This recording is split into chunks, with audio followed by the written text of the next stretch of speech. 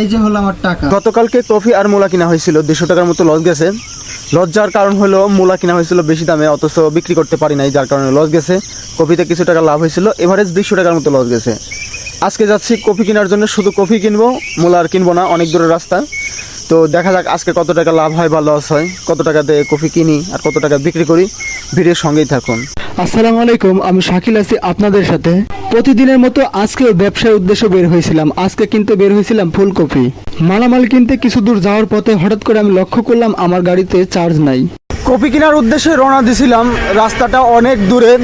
দুর্ভাগ্যবশত এখন আমি আবার ঘুরে যাচ্ছি বাড়ির দিকে, কারণ গাড়িতে চার্জ নাই। মাল কেনার পরবর্তীতে গাড়িতে চার্জ ফুরাই গেলে তখন আবার বেকায়দায় পড়ে যাব, এর জন্য বাড়ির দিকে আবার ঘুরে যাচ্ছি। আসার পথে আমাদের দরমপুর বাজার দিয়ে আমি একটু ঘুরে আসি, কারণ সকাল সকাল আরতে বেচা কিনা হয়, কিন্তু লাভ হবে এরকম কোনো পণ্যই আমি দেখি না। বাড়িতে আসার পথে একটা সারের দোকানে থামি, সেখান থেকে অল্প কিছু সার নেই, মোটামুটি 15-20 কেজির মতো সার নেই, কারণ আজকে আমার কলা বাগানে কলা গাছের ভিতরে সার দেওয়া দরকার। বাড়িতে বসে থাকবো সেটা চিন্তা করে আজকে কলা গাছগুলোতে সার দিয়ে দিলাম। কলা গাছগুলোতে সার দিচ্ছিলাম আর মনে মনে ভাবতেছিলাম আদৌ কি এই গাছগুলো থেকে আমি কলা পাবো, কারণ আমি যে গাছই লাগাই কোনো গাছে আমি ফল পাই না।